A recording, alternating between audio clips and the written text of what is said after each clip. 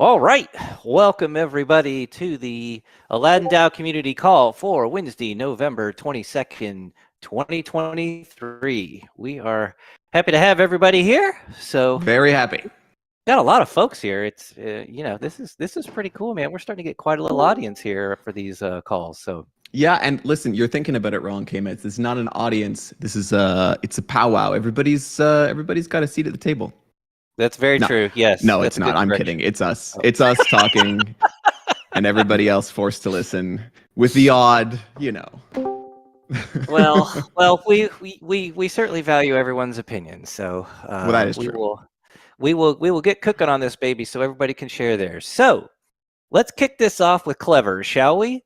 Yeah, and we'll say right from the top, maybe a note on the agenda order is that we know we've got there's been a ton of action in the Discord this week, and a lot of discussions about. Well, we're going to get to it, but it's on the FFX topic. So what we're going to do a little differently is we're going to kind of get through some of the workaday stuff at the top of the call.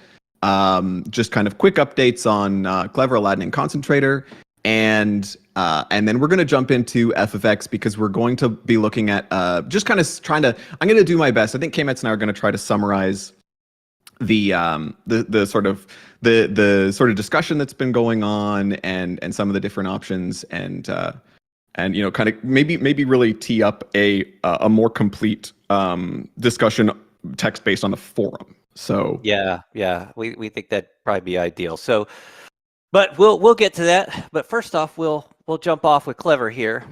So the big news for Clever is we have minted 2 million Clev CVX. So we had to up the limit to 3 million now. So yeah, that's very, very cool. And so those are the milestones to celebrate. So yeah. So let's we're gonna give a for all of the Clever users and watching as that grows and seeing some funny stuff on Twitter. I don't know if anybody jumped in, but somebody was talking about Clever and saying, oh, Clever doesn't really control CVX. They have to vote for whichever gets the best yield. And I was going to respond to that tweet, but I just decided not to because it's kind of funny. Like it's clear that not everybody gets that Clev, that first of all, there's more than just gauge voting, and that those non-gauge votes can be very, very valuable to bigger players, to protocols and things like that. And it's a seat at the table in a way that gauge votes are not. Yeah. And it's not clear even that everybody necessarily kind of understands that Clev is controlling all of that non-gauge power. So I guess I would say I took it as a sign that it's early. We're early. It is quite early. It does feel pretty real when I put in my votes for CVX proposals or whatever. So for folks that doubt it, you're welcome to go and vote and see if your votes get counted. Yeah. Well, and amplified like crazy. If you're voting on the non-gauge side, that's you got quite a big say in how the Curve ecosystem and gets an shaped. outsized voice. So don't be surprised if your phone rings and it's Mitch one day. It happens. Maybe not, but still, point stands. Yeah. Okay. So moving right along, we've got Aladdin. Top of the news is basically the ALD tokenomics. The first revision proposals. It's up on the forums. So yes. So I spun this guy up. I'm trying to keep a bit of a thread on these forum posts connecting sort of what's been done, worked on and done in the past with kind of where we're going. And, Tao, who looks like Tao's not with us right now. I think he sometimes joins late, but Tao had done a whole bunch of work on these proposals to kind of help to drag our attention back to the ALD token, where really the ALD token has been kind of, I say, languishing. It hasn't had the attention it deserves as we've been putting all of our energy into the Aladdin products. But he did a bunch of work in the past that the team and a couple of those things were actually voted in.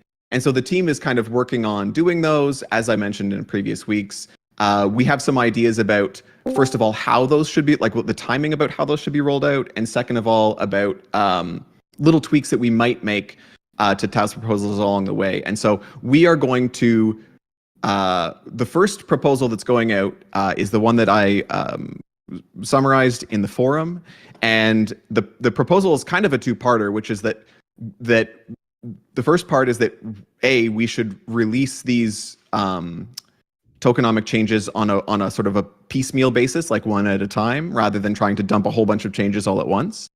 And two is that we should start with one of Tao's like simplest, clearest proposals, which is to change the ALD maximum supply. And basically, the maximum supply of ALD is 1 billion. And that made sense under the tokenomic model that we had the tokenomic model that the ALD is currently leveraging, which is both out of date and also not really, doesn't support what Aladdin has become over the last couple of years, as well as it should. And so basically, we don't need that capability anymore. And the maximum supply of 1 billion tokens was like a kind of a sword of Damocles hanging over all the ALD token holders' heads, because, you know, in theory, at some point in the future, the DAO could vote to mint a whole bunch of ALD and just massively dilute, right? So we can take away all that uncertainty and also give ourselves a much smaller fully diluted value for like as a result of that, just by simply changing the hard cap. And so the hard cap goes from 1 billion to 150 million in the new in the proposal, and that leaves actually only less than 5 million more than the current supply. So that's the discussion. There's going to be more to talk about how those remaining tokens should be doled out, because Tao had proposed that we cut the rebase rate down, because right now that's a rebasing token that automatically rebases daily. The team is actually going to, in one of the next proposals, I'll give a little leak here, the team is actually going to suggest we cut that rate to 0, that we no longer simply emit ALD to ALD stakers.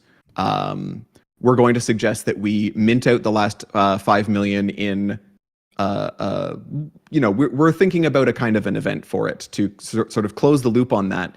And you'll recall that one of Tao's final proposals was that we should turn on VE tokenomics. And so it's going to all be part and parcel. But that's all for the future. Right now, we wanted to send a simple and clear signal to all the ALD token holders, take away some of that uncertainty, cut that maximum supply. Yep. The forum post has been live for about a week. We are on the forum. We have 100% support. There are a couple of questions on the actually just one question from Mr. Massa. And Mr. Massa, I just saw this right now, so we will have to get back to you on that. I've got to talk to Charlene, because those ALD DAO tokens are tied into right now. They're tied into the minting rate. Those are kind of left over from the very, very old days, as you know, and so they're tied into the bonding system. So we are going to we're going to follow up with you on that later. But in general, it seems like there is strong support for this proposal, and so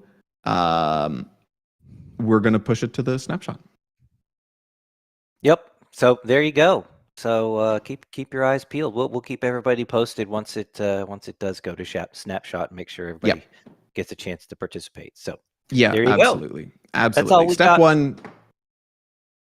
Yep, step one. Yeah, for sure. Yeah, that's kind of all we have for Aladdin. Oh, you know what? Actually, we do have one little kind of fun little thing that for Aladdin in general that happened today is we launched a merch store. So the A team. This is actually pretty cool, and we posted it in the Discord, and so you can go see it under the announcements for the A team. But get your Christmas shopping done over on Llama Market. You can get all sorts of cool hats and hoodies, and get that link in there, K-Mets. Get that link in there. I'm like looking for it. I'm like kind of multitasking at the moment. Do we benefit from this in any way? Because I think not. We get like marketing for it, and it's just kind of cool stuff. I mean, yeah, I mean, like any money that gets spent, it certainly doesn't go into my pocket, unless does it? I mean, we can go threaten Sovereign Llama for a cut of the share. So I mean, Okay. there's that. All right. There's that option. I don't think it's going to work. Well, you're looking for that link. There were a couple of questions that we kind of breezed past. I missed them in chat. So Linero says, how does the change get implemented? Burn or param change. So it is simply a parameter change. It is a Charlene can speak to the technical detail maybe more than I can. But basically, the token itself has the maximum supply coded into the contract, and the tokens don't exist, so there's no burn required. It's just a question of changing that maximum supply. So think of it like a param change. Yep. So we just turn off bonding and the rebasing when we hit 150 million. Very straightforward. And that'll change the FDV on CoinGecko too, will it not, Charlene? Although we probably have to chase that down. Yes, when we have the community approve for this. Yeah. Okay, and so Ghost says, I like the discussion, the proposal. How would product revenue share be impacted? So, basically the maximum supply of ALD does not have any impact on the revenue share except to limit the maximum possible dilution of it. Obviously the ALD token is it's a long view token. When you think about in terms of in terms of the fact that Aladdin really wins when the products get really, really big, right? Like ALD tokens aren't going to be making mint off of revenue share when the products are kind of bootstrapping, just because there are even once we cut the supply down, there are still lots of ALD in the wild. And so, the actual real yields coming in through ALD in the beginning probably won't be, making any headlines, but by limiting the total number of tokens that can ever exist, we're ensuring that those revenue shares, especially as they become more significant, we're ensuring that they aren't going to get diluted, right? So basically, if you hold 1,000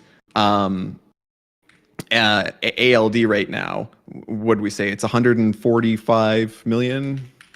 Yeah, so you've got 1, 2, 3, 4, 5 zeros and a 7% of the total supply.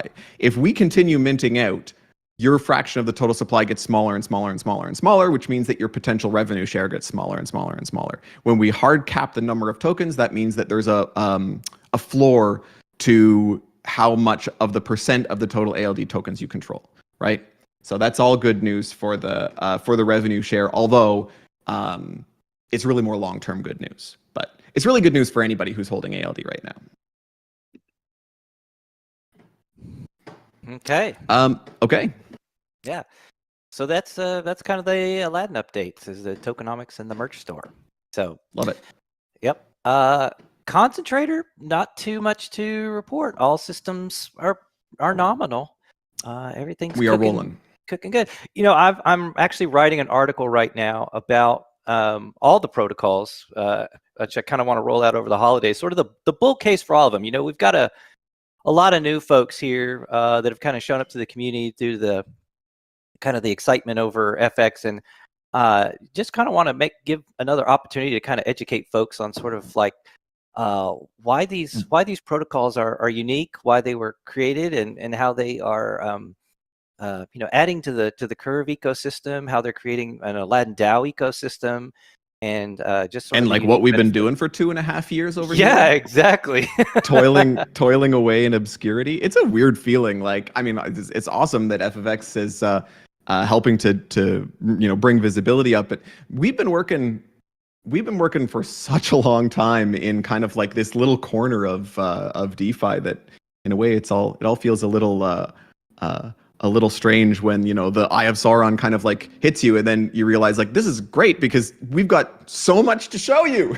Yeah, exactly. Yeah, and so I kind of want to write some articles and just kind of get them out there and kind of get people to maybe kind of take their eyes off FX for a moment or two and kind of realize that hey, all this is one big ecosystem that's all going to sort of interact with itself, and sort of Aladdin's ready to spring forth and capture quite a bit of DeFi. So we'll be putting those out here shortly. So keep your eyes peeled.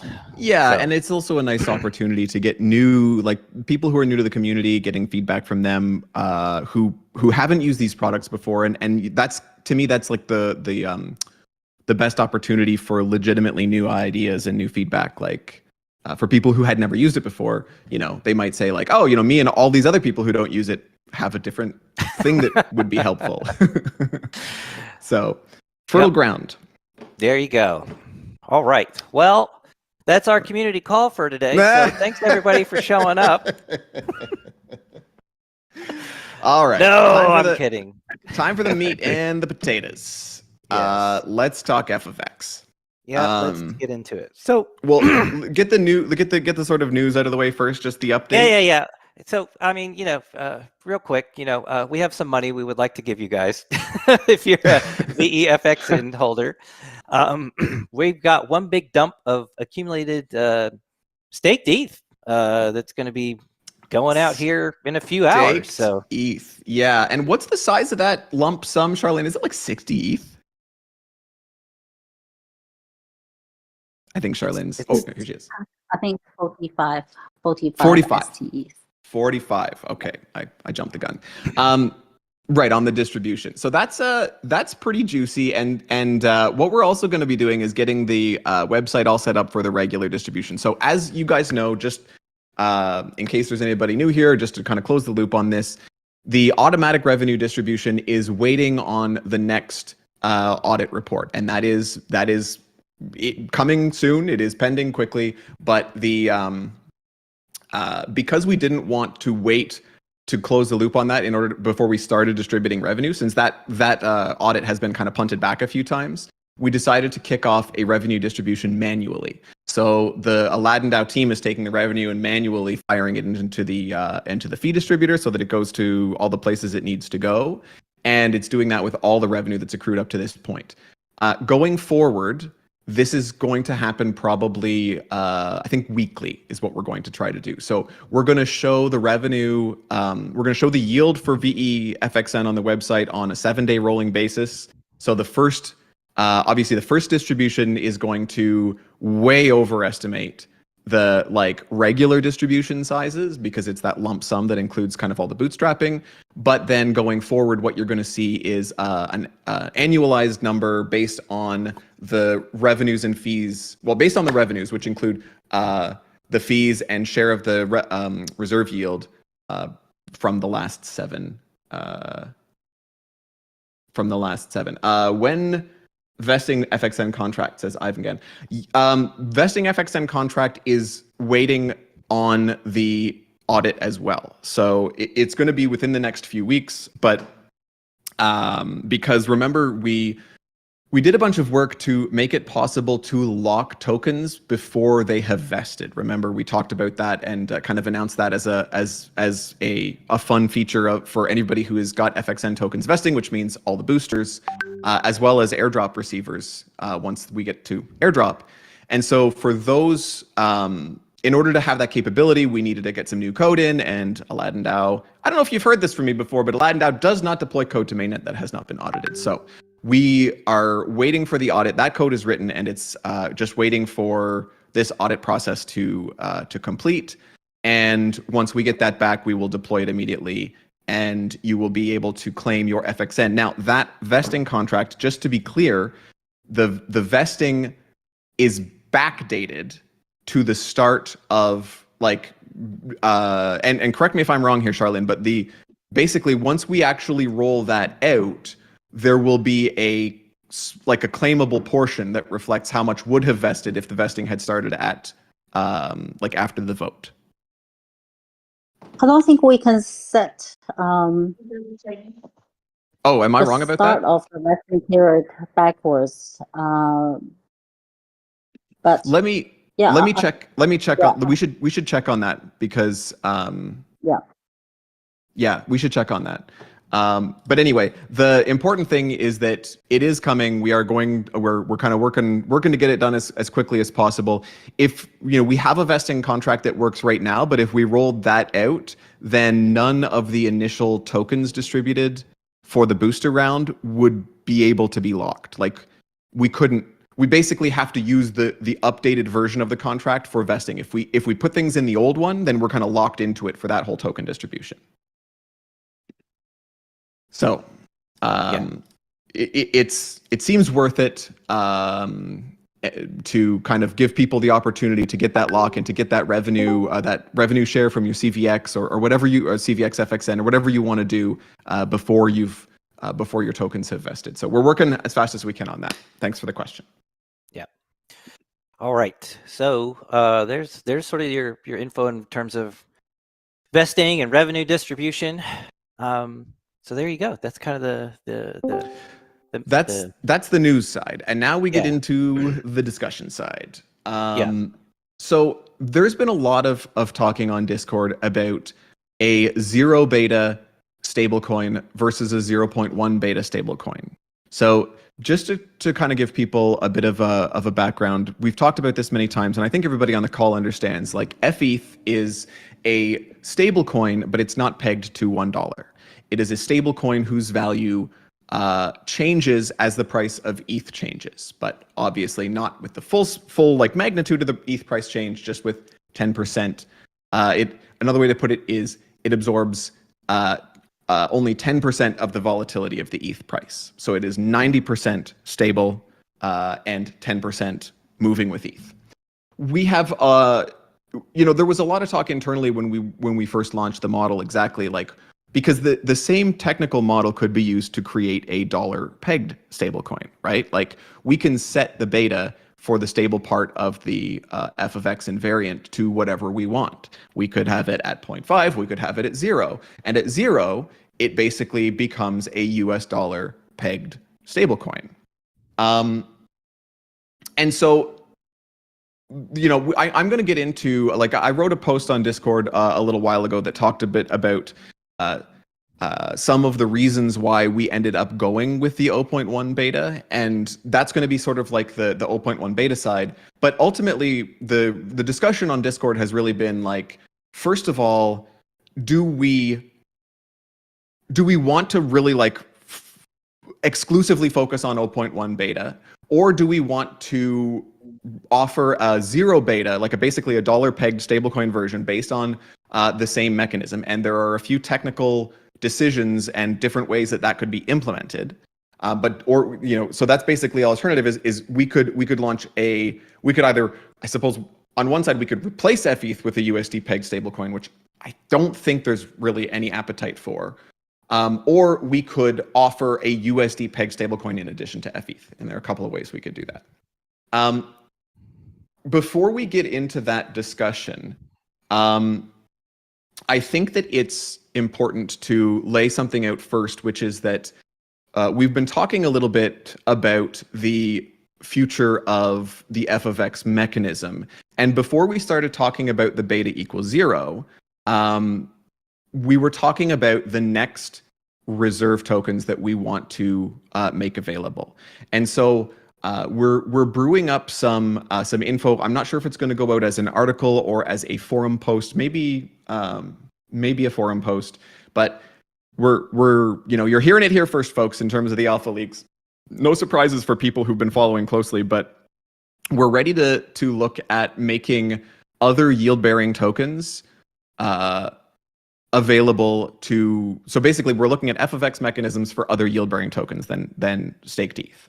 Now, to kind of give you a high-level picture here, the idea behind these other f of x tokens, because each of the new FX systems will have its own stable and its own amplified token, its own F token and its own X token. And the idea here is not to create, in general, the idea is not to create competing stable coins based on these other yield-bearing tokens. And in fact, that wouldn't really even be possible, because there's really no like DeFi yield-bearing token that can scale sufficiently to ever make it like a legitimately competitive stablecoin, right? One of the big reasons that we're backed by STETH on the stablecoin side on FETH is because the depth of liquidity is there to support that scaling, right? Take your pick for your favorite yield-bearing tokens. Concentrator, for example, has a lot of them, but like you can think about CVX, you can think about the ASD curve. You can think about, you know, any sort of yield bearing token. Those just don't have the liquidity depth to be able to support like a scalable stablecoin. But what these would be farming systems, basically. So let me give you just to get a sort of a picture. You come along with your yield-bearing token, like call it CVX for the sake of argument, and you use that to mint either FCVX or XCVX, exactly the same way that the FETH XETH system works. All of the FCVX or the F star, we're calling them F star tokens, or at least I am. Basically, we expect those all to be deposited into the local rebalance pool. And so what that becomes is a way to farm CVX yields or whatever, you know, while still staying stable. And then the side effect of that is creating these amplified CVX price tokens. And we actually think this is a really powerful model for opening up the market for each token. Right. So if you're a DeFi project that has a native yield-bearing token, farmers don't necessarily want to take price exposure, and speculators don't really care about farming yields. And so by separating those two things out, you really give it a chance to let both of them support each other. And now the farmers can maintain stability while earning those yields. And the model would be the same as with FETH, where half of the real yields from the reserve would be going to the reserve pool, and the other half would be flowing into the FXN protocol revenue stream, which ultimately makes its way to the EFXN holders mostly. So, and the last detail, the reason that I bring this up now before we start talking about the big discussion is because each of these stable tokens, the team is proposing that the stable tokens for the farming systems be 0 beta. So those farming system tokens would be 0 beta, and they would be so basically USD pegged. That allows the farmers to take no price exposure at all, since the primary purpose is farming as opposed to trying to create this like stablecoin pillar of the future of DeFi. We think that makes sense. There's also we think that might also, I mean, this is a long way in the future, but we think that having all of the different F star tokens for any different yield bearing token reserves that we launch, having them all be equal to each other could possibly enable some interesting future possibilities. A neat side effect. So just while I'm talking about this, I'll kind of try to, I'll hype people up a little bit about it, just based on kind of the things that make me excited about it. This is rolling out these farming systems. Although again, the total available liquidity that's going to be able to come into these is going to be, it's obviously much smaller than sort of the total market of stablecoins and ETH. And obviously the maximum scalability on FETH and on the stablecoin side is the primary mission of X. That's why we're grown. But these farming systems are going to be actually potentially really useful to protocols and DAOs themselves, because if you think about it, each one of the rebalance pools for every one of these farming systems, these farming assets, it's going to have an FXN gauge. And so the FXN gauge, anybody is able to essentially incentivize more holders of the stable farming token. And remember, because F of X is reserve-backed derivatives, right? These aren't kind of like, we're not making these out of thin air. The reserves are real tokens. So this actually gives DAOs and protocols a lever to pull their native tokens out of the market. Basically, they can create buy pressure on their tokens by incentivizing FXN emissions into the rebalance pool and pulling those tokens into the reserve. So if that, now, we think that this could be a really like useful tool for liquidity management and the various things that protocols need to do to manage their tokens in the wild. And if it turns out to be a valuable thing, which we think it could, then FXN governance power goes up a lot. Like it kind of goes through the roof, because now the FXN is able to direct emissions into different rebalance pools that, first of all, you can direct emissions to the rebalance pool that you're farming and kind of give yourself a boost. But then protocols may come in and want to try to direct emissions to their own token farming pools in order to grab some of those tokens out of the market. So that's the FXN wars, says Ghost. Yeah, that's one future possibility that we're looking at. But definitely the governance power of VEFXN kind of geometrically explodes on that. Yeah, You're gonna go, K-Mets? I don't have much to add, man. I'm letting you cook. So I'm rolling. Yeah, you're doing a great job. So we are going to you should look for something from us this week, either an article or a forum post that introduces the concept. And basically, I'm trying on this this phrase where I'm trying to call this the game of 4 winners, where basically you've got the farmers who can farm yields like native token yields while holding stables. You've got the degens who can speculate with no leverage or no funding costs, all those great X star kinds of attributes. Then you've got the protocols that have this new lever that they can pull to manage their token liquidity in the market and create buy pressure where they need to. And then the VEFXN holders that kind of sit back and watch the revenue value and the additional mint, redeem, and reserve yield flow into the protocol revenue stream. That's right. So yes, like I was saying, there's either going to be we're either going to make a Medium post or a forum post, because depending on how much of a conversation that we want to spark around this. So yeah, Boz. We put out notes after the call as well. So yeah, you'll have those available. Our friend Craig is recording, so we're gonna have all the notes, and I imagine we sound hilarious listening to that recording on 3x speed, K-Mets. It's probably the most efficient way to listen to us. At least get through the first 10 minutes of these calls. So. Boz wants to slow it down because we've had too much coffee. We've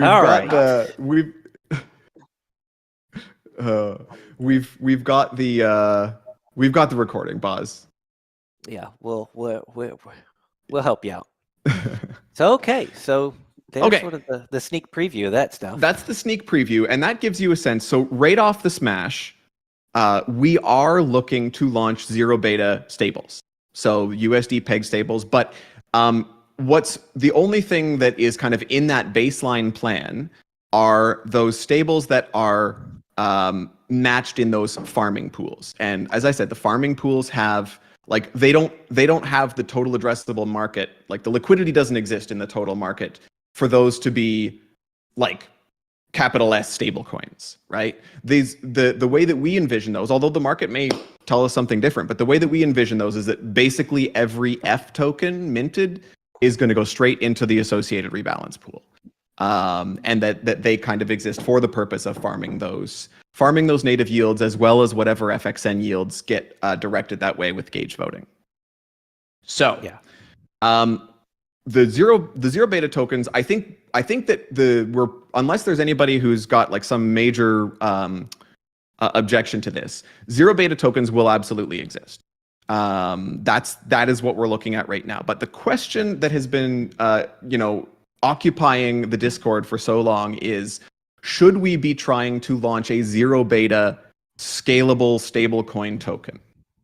Okay, should we be looking at basically the question is, on one hand, should we abandon 0.1 beta? But even if we don't abandon 0.1 beta, should we essentially give the market the ability to choose which of these two stables that they want to own? Now, there's a couple of different ways that we could do this. Now, the way that we've been talking about a little bit behind the scenes and in Discord a little bit is a a 3-asset invariant. So right now, we have a 2-asset invariant that has fETH and xETH. A 3-asset invariant would basically take the existing fETH and xETH and add a third beta equals 0 asset. And so when people come to mint with their staked ETH, they can choose any of the 3. All 3 would draw on the same reserve, and basically fETH and the 0 pegged asset, or sorry, the 0 beta asset, the pegged USD asset, would together be considered sort of the stable side if you want, and then the xETH would be sort of like the amplified side. So all of the additional volatility from, so 90% of the volatility of the fETH and 100% of the volatility of the USD peg token would get concentrated into the xETH token. So that's kind of like, that's one model. There are a few technical sort of nuances to how we would have to implement that. We have to think about some of the edge cases too, like what happens in the like the end of the world scenario, what happens, we have to change the collateral ratio threshold where stability mode is triggered, because, you know, as if all of the volatility is getting concentrated onto the USD pegged asset, then you have it takes a smaller drop in order to sort of like wipe out the value of xETH. And so, again, just puts more volatility onto xETH. So it means we have to push that collateral ratio up a little bit where stability mode gets triggered. Not much, but a bit. And a few other details that the team is kind of doing our homework on right now. Another thing to keep in mind is that there's a fair bit of development work required to get to that 3-asset pool point. So probably realistically, we'd be looking at, you know, a couple of months. Now, that's one potential way that we could roll out a USD pegged scalable stablecoin. The other way that we could roll out a USD pegged scalable stablecoin is as one of like a standard 2-asset pair. And so with a so it's just like a standard F and X version of whatever. So for example, we could roll out an F and X pair for a different ETH LSD, and then see how it does. There's a couple of problems with that in my view. One is that if we roll out that, if we roll out another stable ETH that has a different name and is backed by a different token, we're starting to hurt the sort of the big picture scalable stablecoin narrative, I think, just because now there's like multiple ETH-based stablecoins that may or may not be trying to scale. We're at such an early point in the market. I know everybody in this call has a great grasp of like f of X and how it works, but I just do not think that in general the DeFi world gets us yet. You know, if we were a fork of some other protocol that everybody understood, it would be no problem.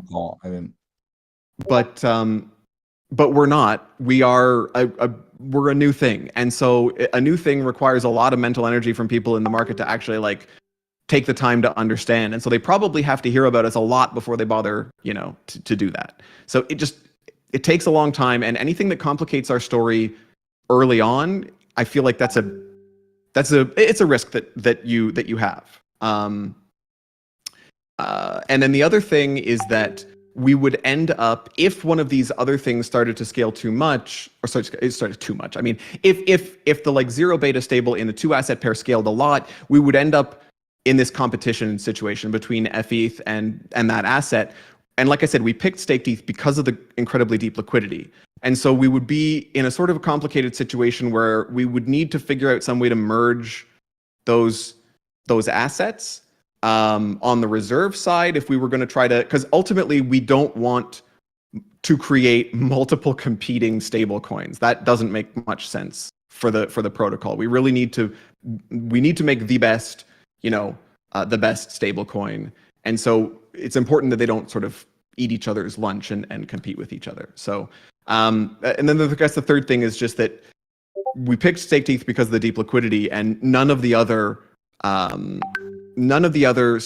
liquid staking derivatives have that kind of liquidity yet. So would it even be a fair fight between the 0 beta based on a lower liquidity LSD or the 0.1 beta based on what is, for our purposes, essentially infinite liquidity LSD? Those are sort of, if we're trying to let the market pick between them, we should make it a fair fight. I need to wet my whistle here, K-Mets. You go. K-Mets. Sorry. Yeah, I you're muted. was muted. I was letting you cook, man. You take a break if you need to. So yeah, I think obviously we're trying to consider, all the aspects involved with it.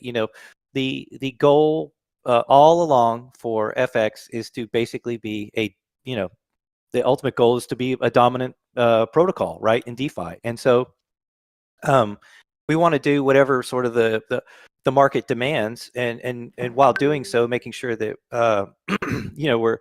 we're staying true to sort of like the ability to scale and make the best decentralized stablecoin possible. So I think as Kruger's really done a great job sort of like laying out sort of the basic ideas here. We really want to make sure that we consider sort of like everybody's perspectives, make sure everybody, gets a chance to sort of like give their say in this. And there's a lot of like really good thoughts on this that I've seen sort of in Discord. And obviously we'll this will have to go through a governance proposal as well. That's right. To add this. And so we're going to have a formal governance process with a forum post as well, where I think it will be really good to sort of like for everybody to kind of formulate their arguments in one cohesive spot and really see this. And I think the goal all along is for people to like and use this product. And so that's we want to give this the best chance of succeeding. So we want to hear from everybody and make sure that we consider all the angles. Yeah, and it's interesting. Like, this is one of those discussions where there's really no wrong answer, in my opinion. I don't fall on one side or the other very strongly, apart from like some of the details. Like, for example, my position, I think, is that I don't think a two asset like pegged stablecoin is a good idea. The 3 asset's a different question though, and I think we should consider it separately from the 2 asset question. But like I say, the big picture is that there's not really a wrong answer here. And Watrob has just made a nice post in the community call chat, and I think nicely summarizing principal reason why the 0.1 beta FETH is a good thing and potentially kind of betting the farm on. I know that CryptoVestor has been like strongly advocating in favor of the USD pegged, and a lot of your arguments, CryptoVestor, and I'm actually, if you've got a microphone today, I'll give you a couple of minutes to kind of share your to share your perspective. But if I can kind of like front run you just a smidge, I think that a lot of the arguments on the FUSD side are from a like practical standpoint. And so sort of like focused a little bit less on the principle and a little bit more on the practice. So do you want to give us a taste for? Sure. Yeah, absolutely. Of course. Thank you for giving me a little bit of time to speak. Somehow I feel like I'm partially the reason why we're having this discussion, because I brought it up and I said, why don't we have like 0 pegged assets? Like it just occurred to me that it would make a lot of sense. And just so everybody understands like where I come from as far as on the scale of decentralization and going as far as a 0 peg stablecoin, I'm not really in favor of only 0 pegged. I actually like FETH, and I think we should keep it. I'm more in favor, Kruger, with what you said, like with the three asset model, which I think makes maybe more sense. And I think that's what actually makes FFX special, right? Because you can tell them, well, when you come to mint, the asset, you can choose with your ETH, you could choose FETH, or you could choose I'll call it FUSD because it's the only way I can explain it, the stable pegged asset, FUSD, if you want to do remittance or you want to do payments. And then you can choose FETH if you want to have we'll call it an inflation hedged, stable coin that, has the volatility of ETH. It goes up with ETH, down with ETH. And then you could if you want to go leverage, you could choose XETH. And really no other protocol on the market has anything like that. They just focus on one thing, the pegged asset, and that's it. So I was thinking about this more, and I think that what I think came across really important to me was the invariant formula is so special and can really because of the uniqueness of the way the formula works, would really maintain a high peg for a pegged asset like FUSD. And where you see all these other protocols struggling to try and figure out, look at Curve USD with their peg keeper mechanism.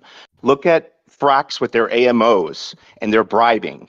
They're doing all these crazy mechanisms just to try and maintain a peg. And here we come with this super elegant formula to, basically subtracting one pool's assets from another pool's assets to be able to maintain a perfect 1.00 peg. That would be I would see it as a missed opportunity for Aladdin to not have that type of capability, because I fear that, and maybe it doesn't happen, I don't know. I fear that, the protocol will eventually be forked, and that's probably okay, but, I think that it would be a missed opportunity for Aladdin. And, so I definitely think that the 3 asset idea, it gives everybody a flavor. So if you're really against holding anything that's USD pegged, you have that option. If you really want to go super leverage, and that's another thing, a byproduct of the way this works is the USD pegged asset makes the leverage higher on the XETH side. You could choose that as well. So you have variety here. You have a choice. And then of course the other thing is, because of the way it's designed, it's capital efficient in the sense that you don't even need to pay for the liquidity. So, and I was listening to what you were saying, Kruger, and I was thinking, maybe this is a situation where it should be the 3 pegged asset, and maybe we should just focus on staked ETH, Lido. And the reason why I say that is because you do want the deep liquidity, and you don't want the fragmentation. And as much as a Fraximalist as I am, I love what they're doing, but I think that in the case of this case, we could probably still have separate FFX pairs for Frax ETH or other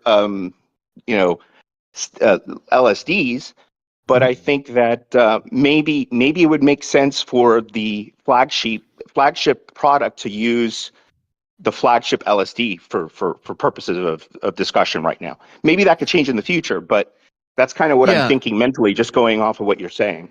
Well, and in fact, just to make a slight detour here, one of the things we've always been kind of keeping in our back pocket in terms of the reserve of FETH is that we would love to, I think, diversify away from purely Lido-based.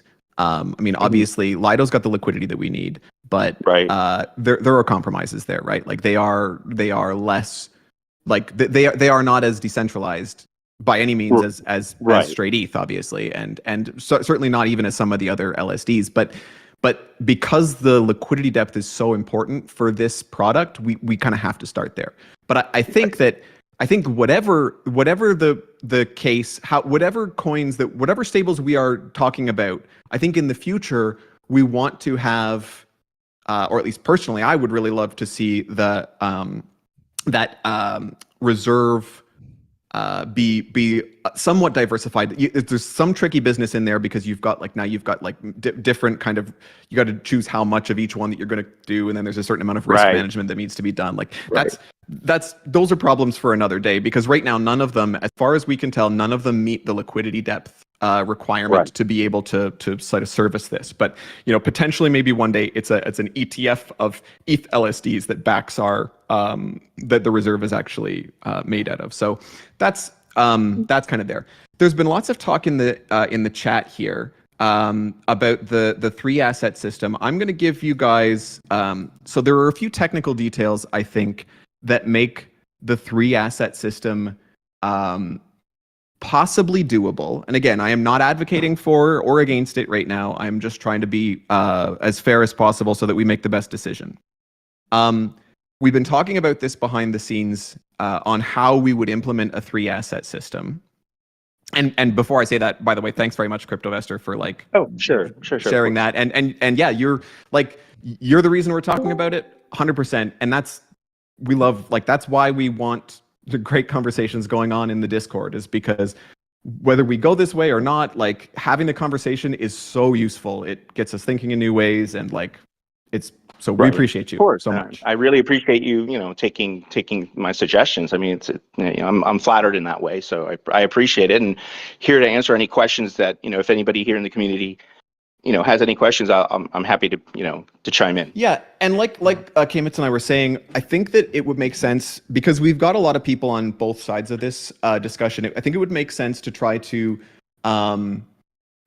have a kind of a structured discussion in the forum, because you never know who's actually around in the Discord and not, and especially when the Discord's really hopping, you might show up and have 400 messages that you missed and just not totally not going to go back and read them all. So the forum gives us a way to have a little bit more, like have arguments presented a little bit more sort of easier to comprehend.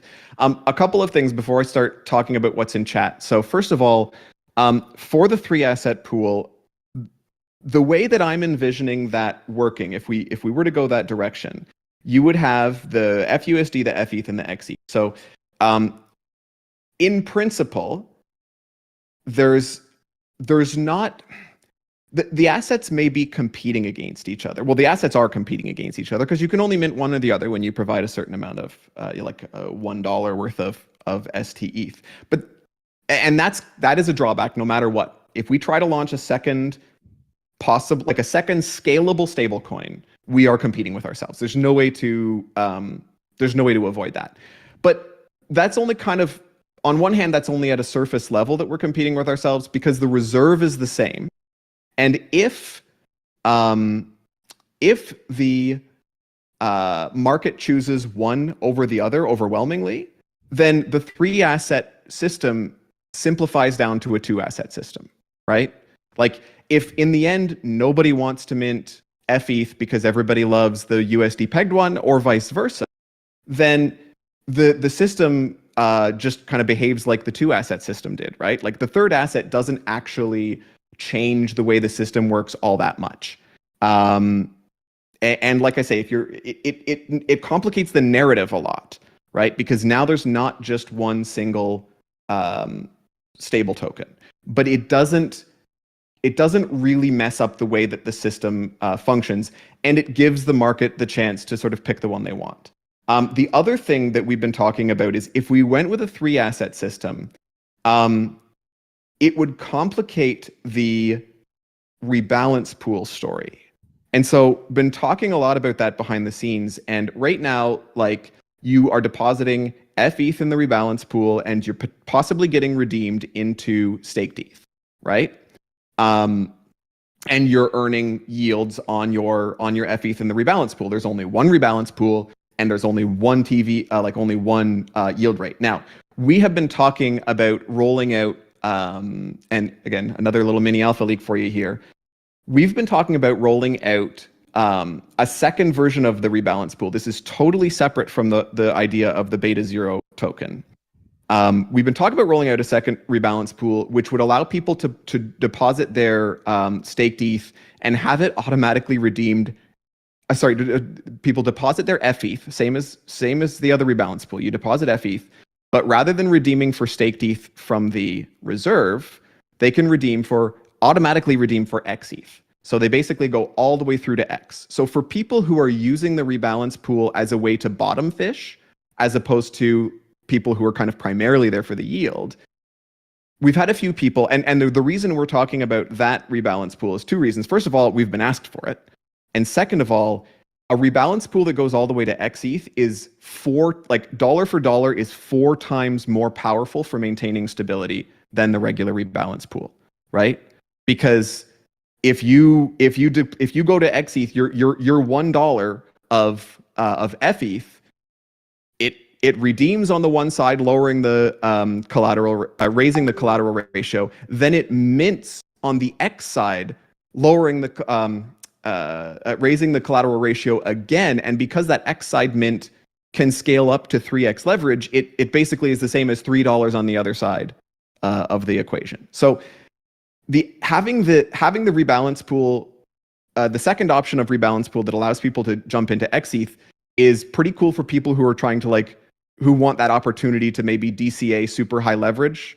And by the way, in that pool that the XETH you get, it's going to be at the high leverage moment because by definition, it must be, right? The collateral ratio, in order for stability mode to be triggered, the leverage is already really high. So automatically buying XETH at a really high leverage is not for everybody. But even if it's just for a few people, it's really helpful to protocol stability. So it feels like one of those things where we want to give people the option of we want to give people the option to do that, because when they can play that game, they can support us a lot.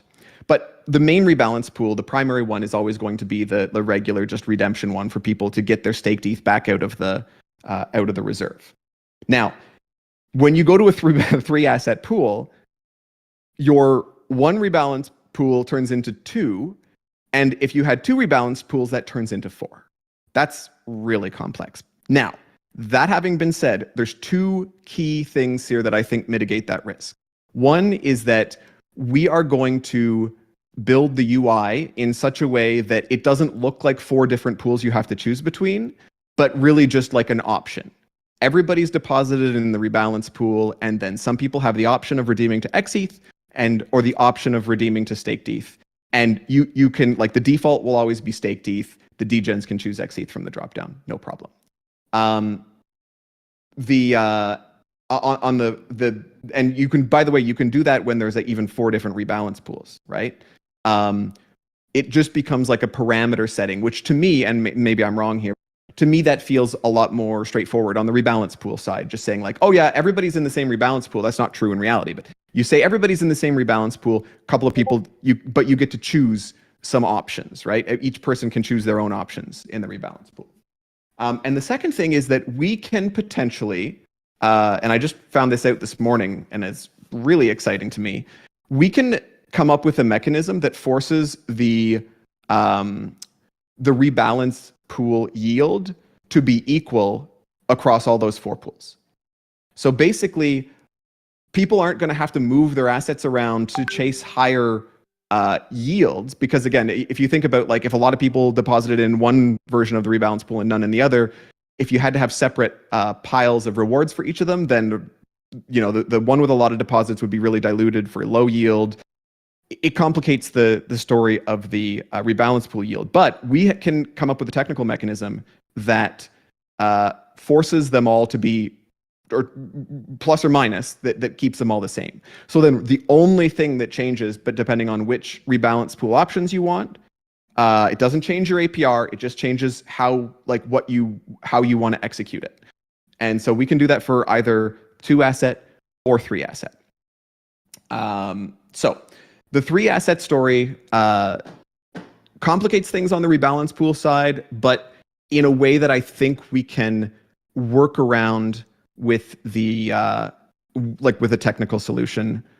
So the main question, and I'm just trying to catch up on the big discussion here in chat, is really more the complexity of the story on the big picture rather than the rebalance pool specifically. Linero thinks that the story becomes too complex. Please. Why don't I add some comments on the implementation side? So as long as the invariant holds, right, FX can support as many assets as we want. So mathematically and technically, things will work perfectly fine. And the UI problem can just be optimized. I think the key here, for 3-asset model versus 2-asset is on 3-asset model, we just need to take more time to do the work properly, upgrade the contract, and go through security audit. That will take probably 1 to 2 months.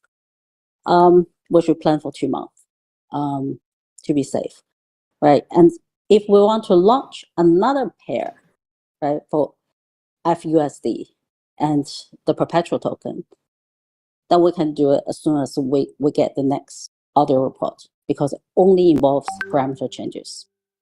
However, the key drawback of this is we're going to have two perpetual tokens compete with each other, right? So Yes, we're going that's to a have good two point. stable tokens, FETH and FUSD. And we're going to have two perpetual tokens, XETH and XXETH, right? And the two perpetual tokens are going to offer different leverage, right? That's right. And that's probably cause more confusion, right? And personally, I agreed 100% with CryptoVestor's proposal on zero beta stable for mass market adoption, right? I'm only concerned with the complexity on the narrative side, right? So we already seen a number of questions and comments on this in chat. Laniro has said multiple times, right? He is really concerned.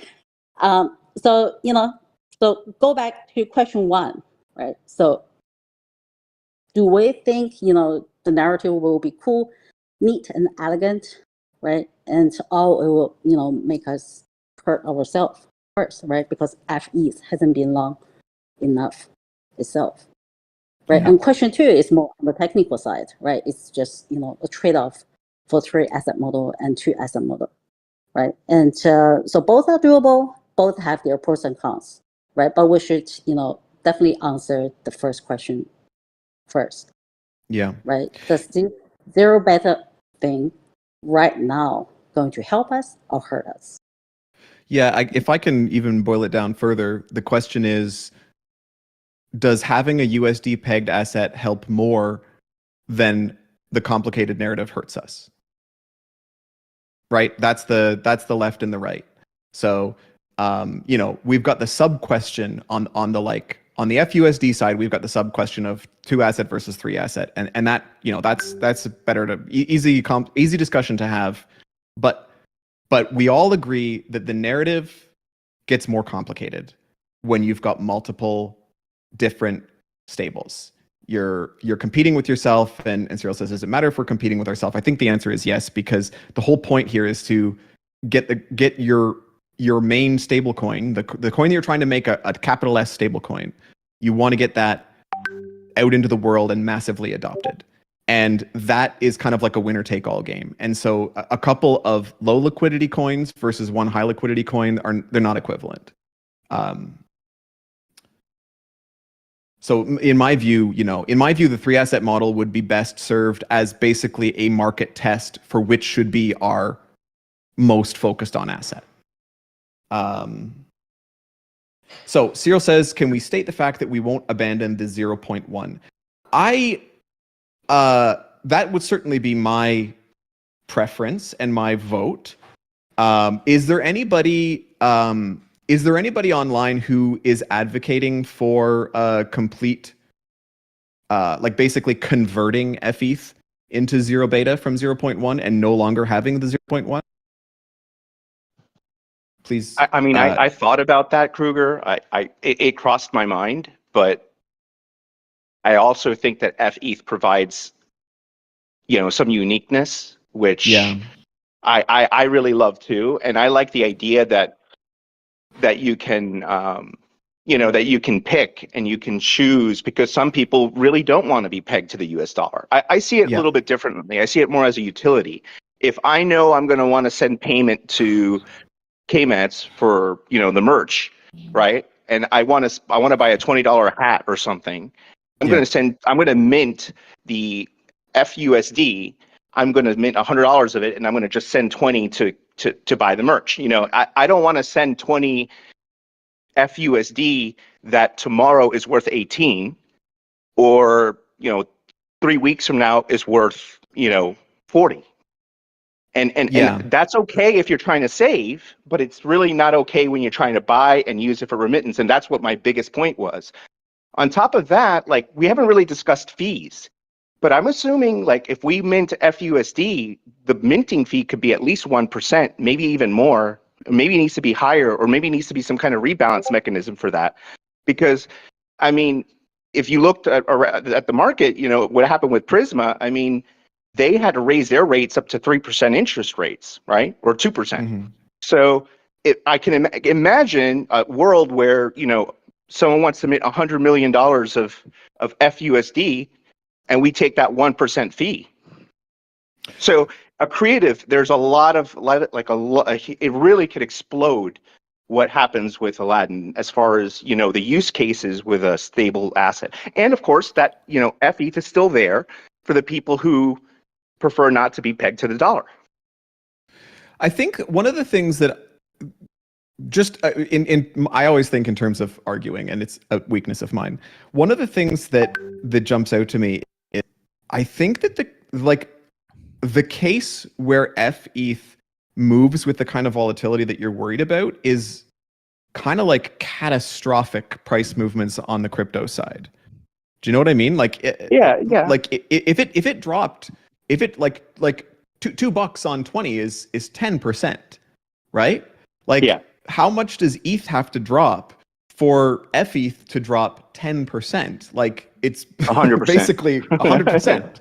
100%. So Yeah, so it's- yeah. You guys are. Agreed. You guys are making me come off mute here.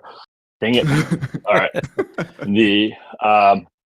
So FETH, I think, made a lot of sense when it was just FETH and XETH. But as you start thinking about broader adoption and multiple F tokens, it becomes a lot more elegant and a lot simpler to have this idea of, you know, a F stable equivalent that you can think of, or someone can think of as essentially equivalent across all of the F tokens, right? So kind of, even though they're really not, it creates this kind of uniformity of the story.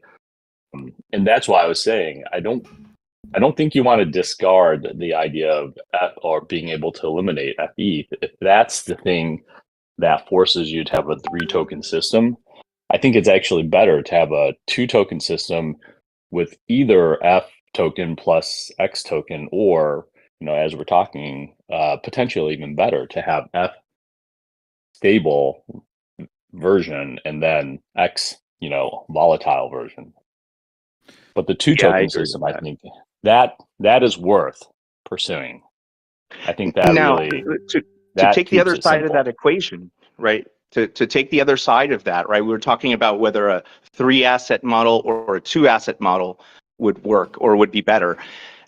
You know, yeah, there's some confusion a little bit because there's an extra X token, but Yeah. here's the thing. Like, I'm thinking, like, we already deal with so many tokens. Like, it's not really. Is it really that crazy to say XETH is, you know, 1.5x leverage and XXETH is 4x leverage? That's not that crazy. I mean, it's just more X's means more power, right? More leverage. But that's not what happens, though, unfortunately. So the leverage of each token is driven exclusively by the fraction of F to the fraction of X, which will vary completely independently. So right. No, I understand. I understand it's not a fixed number, or but like the double X token could easily be less, right? The advantages of F of ETH aren't sufficient there. If you have the comparison between F flat versus, you know, F stable, the F flat doesn't convey enough of an advantage to offset the advantages of F stable. To your point, Kruger, the idea of, you know, that 0.1 actually yielding something. I mean, ETH has got to blow up or completely collapse. So it's like kind of a marginal improvement for a serious deterioration of the story. So, but let's. Another thing we haven't really talked about here is the fact that, now again, Charlene, I'm going to be going a little bit out on a limb here, so I might need you to back me up on the technical side. And stop me before I say something insane. But the 10% beta of the FETH token itself could potentially be adjusted by governance. Is that right, Charlene? Yes. That was one. But you're going to change. Yeah, but it involves a rebase event, right? To redistribute value in the system. Oh, yes. Well, does it though? Why can't it Yeah. just? So I'm not. No. So hold on a second here, Charlene. Let me be Because clear. I'm Be- not.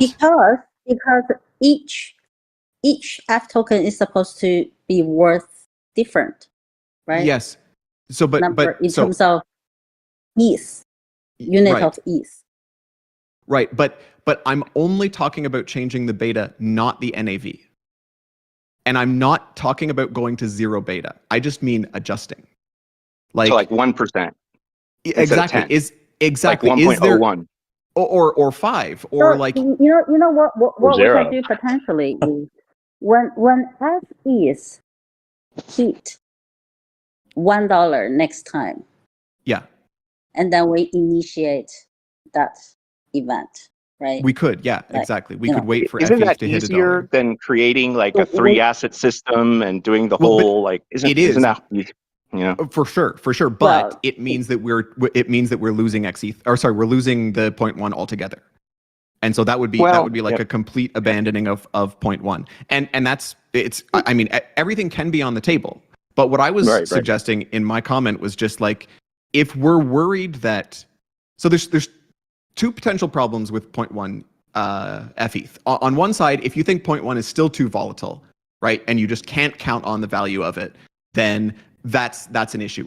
I kind of don't think that's a big problem because if you look at how FETH has gone over the last little while, I mean, its value doesn't move very quickly. Now, maybe when the bull market comes and things go crazy, it'll move. You know, it'll be more. It'll feel It'll less go up stable. 100%. You know, if ETH 10x's, then FETH will go up 2x. You know, it'll go up 100%. So, but over which how is long? good. We want how that. long is it? Like ETH isn't going to 10x in a weekend, and No. Is it going to feel unstable on the good way? But like, is it going to feel unstable or not? And then the flip side of that is like, do we want any kind of story that's not USD pegged, right? So if the fact that the beta is anything other than zero is a problem, then we can explore options for just kind of, again, as Charlene says, we can wait until the NAV hits $1. Linero, you said why not just change it to zero right now? That creates the problem of a non $1 NAV for you see if you're going to make it a beta of zero, it should be pegged to the dollar, right? It doesn't make it. It's confusing to make a beta of zero, but it's pegged to like $1.02 or whatever it is. Yeah, that's so true. like if That's you true. wait until the NAV is $1 and then at exactly that moment you pull the switch and you kill the beta to zero, it becomes a USD stablecoin. But I think that no matter what the price of FETH is, you could scale the volatility down. So we can make that change, make it 5%, 1%, and it just requires a corresponding change on the collateral ratio threshold for stability mode. And that I think we could do as a like that could happen anytime. And so go ahead, Charlene. Yeah, I think we should really keep FETH as it is, right? Yeah. And FETH should have its space in the long term anyway, right? Mhm. And Kimet call that the money of future, right? Yeah. And I I think we should go for the 3-asset model if we can make that narrative simple and powerful enough. I don't. Yeah, and I think that basically the discussion, the disagreement in the community is about that point. Can the narrative be made simple enough to not hurt us? And I think a lot of people think no. Yeah. Let me make a comment about that, Kruger. So I actually think it's the opposite. I think that adding FUSD makes it simpler, not more complicated. Because when you provide the options and you're like, well, wait, this one's pegged to the dollar. This one is volatile with ETH. And this one gives you all the leverage. It frames it in a way where your brain is like, oh yeah, I want the dollar one. Oh no, I don't want to be pegged to the dollar. It's almost like it kind of finishes or completes the product, in my opinion. So I don't think it's going to be impossible. I like the way Kemet's put it in Discord yesterday, where FUSD you used to spend. FETH is your savings. Because you want to preserve buying power with ETH. We all know that ETH over the long run is going to go up. And we have, for the degens out there that really want to leverage, at the right times, you have XETH. So I'm still in favor of the 3 asset model. The only drawback is the timing and the complexities and things like that. And I think that's why we're discussing, possibly doing different things with changes. I agree with Charlene too. I just think that the 3 asset model, I don't think we should mess up FETH. Like, that's part of the story for Aladdin. And I don't want to kill the story, I just want to enhance it. Yeah. Could I add a little bit? Please. Oh yeah. So for me, it's more like from yesterday I mentioned on the chat, like we can do the factory, like FX can be like curve things, right? We are each different backend one will be a factory. Then everyone have a different preference. You cannot like adjust the taste for everyone, right? So people will decide, right? If people like FUSD, like a 2 version or 3 token version, it's all fine. It's just like depending on the different risk management, right? From my point for the FUSD 3 token version is good. In one point is once the XETH is not leveraged enough, right? Then the FUSD come with the 3 token, so it will be easier to leverage the XETH to like a little bit higher rather than like a 1.7. That's a leverage not good. But another things I also mentioned in the chat is for some people we're confusing if we have that zip-in features, right? For 3 token model, you deposit 1 USD, a USDT, then you expect like you get a 1 FUSD, right? But since the process will be the USDT will be changed to the STETH, then mint, right? So it will be much less than the $1. So some people were confusing, right? If you're using the ETH value, it's straightforward. But some people will be zipping like a USDC, USDT. That will be a little bit confusing. Do you still really peg to the dollars, right? Some people were confusing. So for me, it's like it's really good to have, but should we make the Aladdin more like a Lego, right? So we're more like a Curve or DEX. We are FX. It's a new category. Then we can, I think that's definitely a good idea. I thought that was a good idea in the long run to have something, completely decentralized for creation of new pairs. But I don't know if we're really quite at that point yet. I think we're still, in the building phase here, trying to figure out what the perfect product market fit is, But I don't know. You guys take it over. I mean, you guys are the ones talking internally. Yeah, I was thinking it's a long term, right? It's so people can decide which pool they want to create and then which asset they want to FX, course, right? Yeah, So FX become very a new word, very powerful. Right? Yeah. So it's you bring up.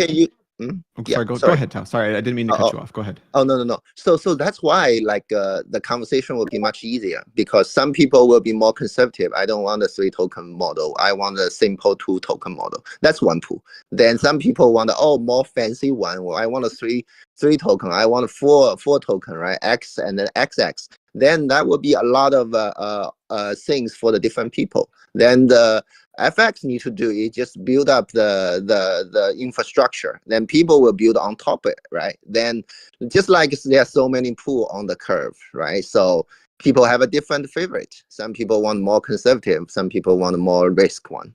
So yeah, and we don't have. You're right. Yeah, we will have to decide. Okay, the beta should be 0.5, 5%, or 10%. Then that's all the pool creator decided, right? Then the X token, we don't want to. You can see the curve. There are so many pool. They are competing each other, but they are fine. Different people have a different favorite, right? Then, yeah. But then Curve, of course, turned around and launched its own stablecoin. So the problem of the mission of creating the one sort of stablecoin to rule them all, which is everybody's mission. I mean, whether that happens in the end or not, that's the mission. And I think that I love, by the way, Tao, I love this idea, and especially in the context of these farming pairs that we're looking at rolling out, like I can see that being extremely powerful. for anybody to be able to come along. And honestly, there's a future where creating your F and X pair is like step 2 after creating your curve pool, right? Yeah. Like, Yeah. you Yeah, yeah. create your token, you create your curve pool, you try to agitate for a gauge on curve, then you create your F and X pair and try to agitate for a gauge on F of X. Like, Awesome. Yeah.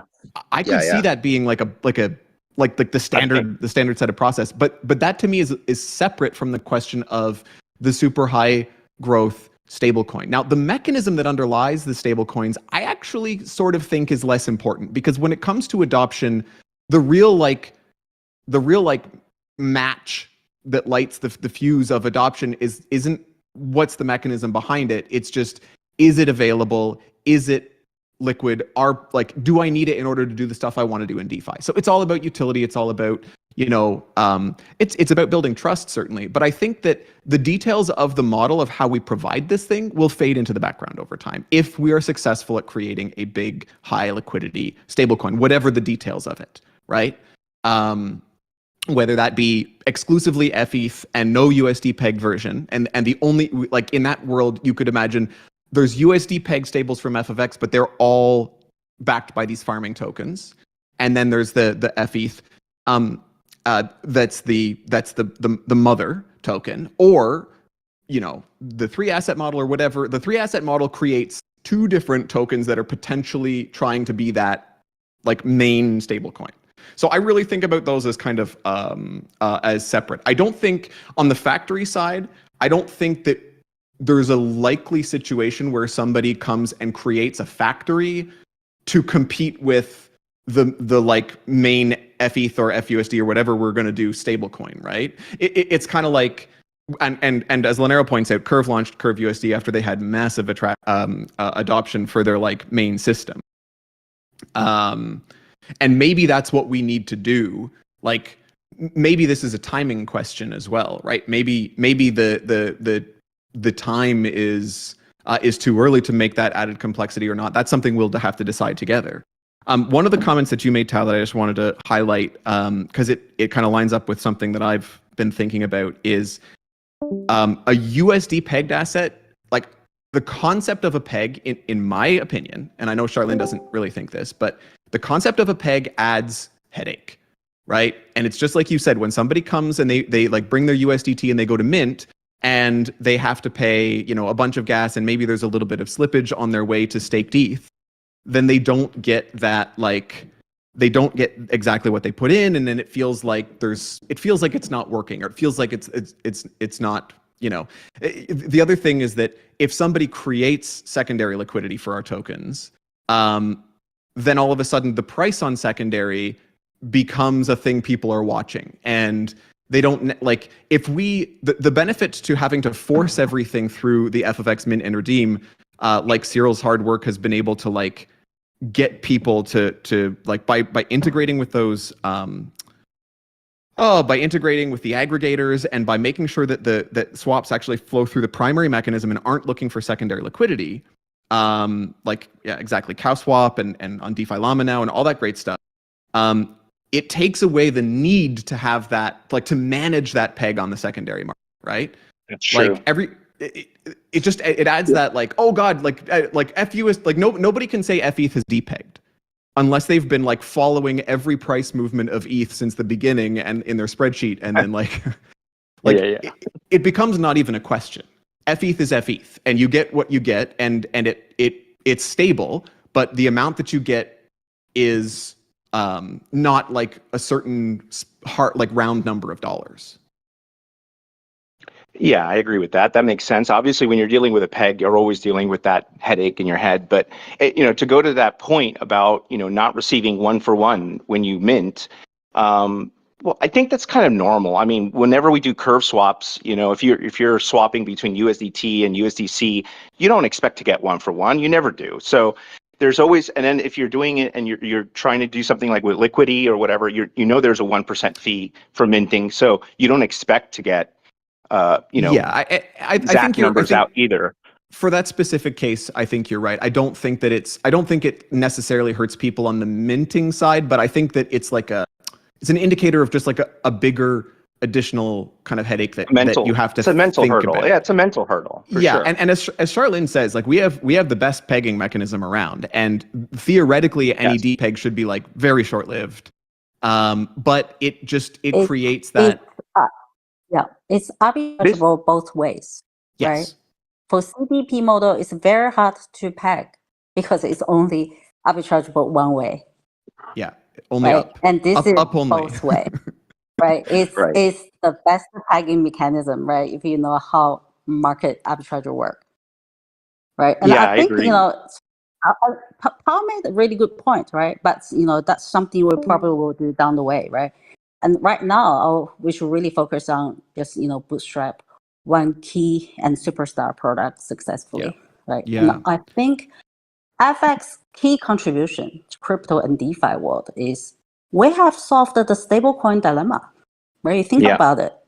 Yes. This is the first time ever, right? We have a truly decentralized, safe, and scalable stablecoin. That's what this invariant offers, With a perfect peg. right? And 1 point, I mean, Yeah. no variation to the perfect peg. Yeah. How expensive it is for every no other liquidity protocol, costs. every other stablecoin to keep things packed. This is naturally all packed, 100%. 100%. That's Yeah. why Right. I think Yeah, FUSD has to be a product. I don't believe we should get rid of FETH. I think that even though in the long run, if I had to take a prediction or a guess, I would probably say FUSD would probably be 60%. XETH would be 30%, or there'd be a bigger majority too, and then maybe FETH would only be 10% in the long run. But even still, I don't think it's worth taking it away because I think that is a narrative that's important for the protocol. It's important to show And that. The flip side, sorry, like you crypto could, method, right? yeah. Yeah, Sorry, guys. Go ahead. Go ahead. Right, Charlene. this really reminds me, right? USD is this OKX Twitter space, right? And remember all those RWA guys, right? And Yep. they were very proud to point out why they do RWA design. Because, that's the only way to scale stablecoin in DeFi. Because there's no Right. other solution before FX, Right. 100%. right? Yeah, I that agree. was- And that I was- was one of those people. I was People one of those really people funny. with RWA because there's no decentralized solution to scale a decentralized stablecoin. And this is the first time ever we have a solution. Yep. By the way, that was a Absolutely. really funny Twitter space where like I said, we figured out how to make this scalable decentralized version, and then the very next guy's like, there's no such thing as a scalable decentralized thing. And it's like, okay, well, I guess you weren't listening to my comment. Exactly. That's the point. And I was one of those guys who was thinking, hey, Frax is going to take over because they're getting real world assets in, and they're the only ones that can really truly scale to the $1 trillion number.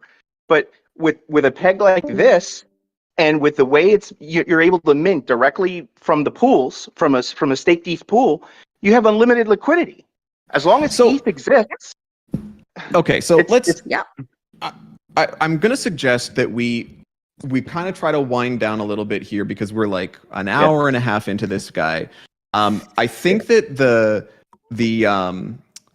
there's again this is a sticky one because it's like I don't think that there's a wrong answer here, because honestly if we decide to delay or not do at all a zero beta coin, but let's just assume, like, let's say we decide to delay it for basically our education requirements don't get less, they just change, right? The question is, do we need to go and like educate people on, hey, this is the 3 asset because it's fine, and like there's definitely pitfalls associated with that, and people have brought them up, very well in the chat and in the call.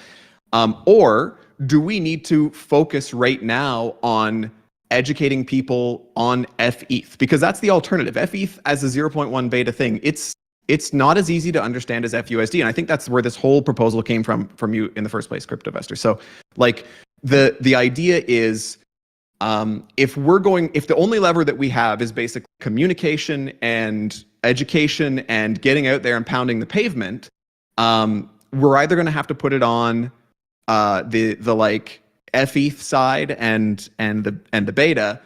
And by the way, we still have to talk about the mechanism at this early stage. Or we can put it all on the mechanism and say, like, we made the mechanism more complicated, but now there's this extra simpler option if you want it. All of that having been said, I'm going to suggest, if nobody has a strong opinion here, let's wind this down and start a forum thread. And, maybe Kmetz and I can try to like summarize and like leave the option, like kind of summarize and capture what are the actual available actions to us as a protocol right now, and kick off a forum thread.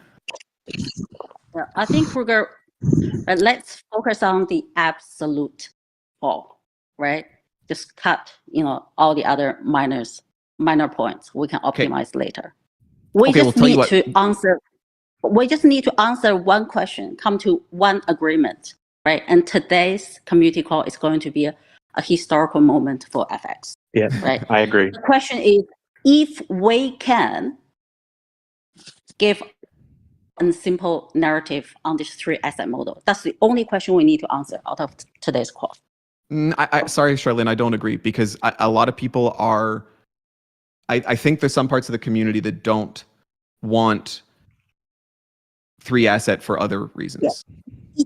If we can't, that's why people don't want it, because people think it's complex, right? Mm-hmm. So the question is, can we give a simple and powerful narrative on this 3 asset model? If not, then we shouldn't do it. If yes, then we should do it. Right? If the answer is yes, then everyone on the call probably will agree as well. Let's we'll make it down to one question, right? Will we make the narrative simple and more powerful or not? Yeah. I mean, I think it will make it more powerful. I think it will clarify, actually. I think the answer to that question is no, it won't make it simple and more powerful, but it might still be a good idea if it's better than the alternative. So I think it's a little more complex, but we'll get it. We'll boil it down as much as we can in the forum. Yeah. Yeah, I think it will be like everyone need to have like a big picture, right? So people will think one way, right? But they say, oh, that's the powerful part, that's the common part, but they don't see the other things will be hurting, or some people will be not like it, right? So the whole thing, it will be more like a trade-off. Like, okay, what's a good thing, what's the bad thing, then people can. You point out one important point, right? The big picture, what's the big picture? The big picture is going to be one decentralized stablecoin going to scale to $1 trillion. Will that be FX? That's How FX. are we going to be there? Yeah. So everything that's else is less important. That's I totally agree. The things is we want to have like it's more like a design, right? So people will have like proposal 1, proposal 2. Then we should be listing all the good things and bad think things. about it, Carl. Right? Yeah. Mm-hmm. Right? Do you know that $1 trillion decentralized stablecoin going to be beta equal to 0 or beta equal to 0.1? Right? If we can't really make that judgment today 100%, right? We don't have to make that judgment. The market can tell us. We leave that question to the market. The market will tell us. Let the market decide. FUSD or FU. Yeah, let the market decide if they want FUSD. Right? I totally agree. We just work on the narrative, make it simple and powerful. Yeah. So I have a question: are we going to have a different one, or we will be changing the current one to the 3 token model? That's the things I'm interested in. Right? That would only be changing the current one. I don't think there's a world where we make a 3 token as well as the 2 token on the high liquidity stablecoin side. Yeah, I agree with that. That makes sense. So it would have to be. It would have to be, one, we're putting our eggs in that basket. The 3 token model lets us not take a stance on whether or not we need beta equals 0.1 or 0 for that beautiful future that Charlene describes. And speaking of market deciding, I think that it's important also that and correct me if I'm wrong here, Charlene, but I think that all these discussions in the community calls and then on the forum, they are really just people advocating their side, because this is going to probably need a governance vote, whatever the case. And so if the maybe most of the governance is represented here, and maybe it's not. So just be aware that we're basically all of what we're doing here together is we're making our pitch to token holders, and deciding our own votes as token holders. Yeah. Yeah. And one thing I'll say, to kind of add on to what Charlene was saying is there might be a lot of people in here that don't like FUSD. And I get that. It's the ethos, the crypto ethos. I understand it. But if we don't like it, that's fine. But someone else is going to like this peg mechanism. Someone else in the market, and they're going to fork this protocol, and they are going to reap the benefits, and they're going to get the fees. So if we don't like it, and we agree as a community that we don't like it, that's fine. But we need to understand that if we see 3 months later another protocol coming out with just a 2 variant system, simple, that's very likely to happen because the peg mechanism is so unique that I think I really believe it should be something that Aladdin does. But again, if we don't like it and we decide against it, that's okay. That's an okay decision. But we need to understand that someone else will like it. And that's very important. And I think you're probably right about that. The only caveat I would provide, given my given having done this, yeah, exactly. The mechanism is only part, right? Yeah, agreed. So I'm not trying to minimize the education and all the work. That's you guys have done actually, it. It's the social side. It's the stuff that you're out there doing right now, right? And that's another thing I'll say. I want to commit my time. Whether you guys decide to do this or not, but I want to commit my time and go on these spaces and go, even if I have to go in person, to conferences or do whatever to really push this narrative, because I really believe that this is the 0 to 1 innovation that came out of the bear market from FX protocol. I really believe this is the one thing, maybe next to Curve USD, that is going to revolutionize crypto. And, so I'm willing to put in my time as far as education goes, as far as, pounding the table, getting on calls, doing podcasts, things like that. And I know you guys are going to need it because it's a complex system. But that's how I feel about it. I just wanted to make that comment. Yeah, I think, I've just been kind of sitting here absorbing everything. And I think we could probably keep talking about this for a couple more hours if we wanted. No question. We're passionate about. Yeah, I think probably what we should do now is just kind of wind this down. This might be the longest community call I think I've ever been on, but kind of wind this down and sort of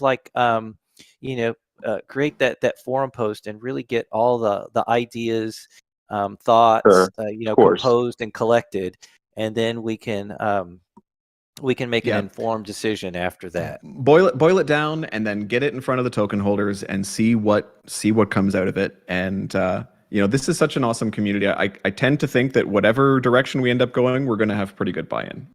Yeah, absolutely, totally agree. And it's all part of a system, right? That everything's going to work together. So. We'll think of everything holistically, and so. But in the meantime, everybody should also look for. We'll make sure to get the word out about those farming. So this internal discussion, especially if we end up talking about 3 asset models, going to be a few a time scale of months, small number of months. The next big news that we want to share with kind of the world is going to be this expansion into these farming products. For yield-bearing tokens, the expansion of the FXN governance power, and that whole story. Which, by the way, again, we're the stablecoin is the number one thing. You might ask, why are we bothering with these farming? First of all, because it's such a good fit, but second, because it's anything that brings more attention helps the big mission too. And they're going to be an awesome product. They're going to crank up the FXN governance power and just bring eyeballs and liquidity to us. So. Right. We like that. All right. So shall we thank everybody so much for coming out? And wow, this has been a barn burner. This is, talk about gigabrains at their gigabrainiest. This is really cool to hear and listen and be a part of this. And like Charlene's saying, a historic call for the future of stablecoins. So Historic moment. Love- I really do believe that. This call is a historic moment for FX and for crypto. It is. I don't disagree. So everybody, man, we will continue this discussion obviously in the forums, and appreciate everybody being on today. Go buy some Aladdin DAO merch. My goodness. Yeah, like, yeah. And holidays by are the way, coming up. just apologies to everybody who normally tunes in for Mitch just spewing bullshit for an hour, because we really ended up stuck on topic for most of this call, which I get it. It sucks. But sometimes That's why this is a historic call, is That's- because there was so little bullshit. That's the main historic call. We're going to try to get back to basics for you guys next week. But in the meantime, Yeah, the more coffee meantime- updates next week. yeah, Yeah, exactly.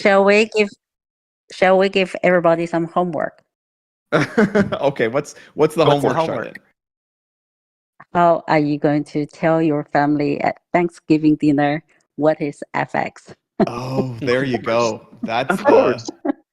Now- the question. How will you do it? How will you explain it to your grandma?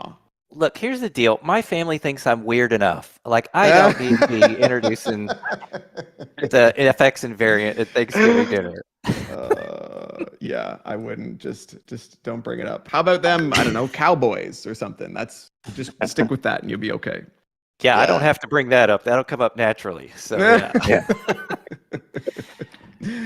All right. Thank you guys for having me up here. Thanks for letting me speak and for giving me the opportunity and the time. I really appreciate it. Look forward to growing with you guys, and look forward to educating as many people as possible about the protocol. We All appreciate right. you, and we appreciate everybody who's out here and in the talking and boosting and everything else. Thanks, everybody. Yep. Thank you guys. Thanks, guys. Have a good one. Talk soon. Have a great All right. week. Bye. Hey guys. Bye. Bye.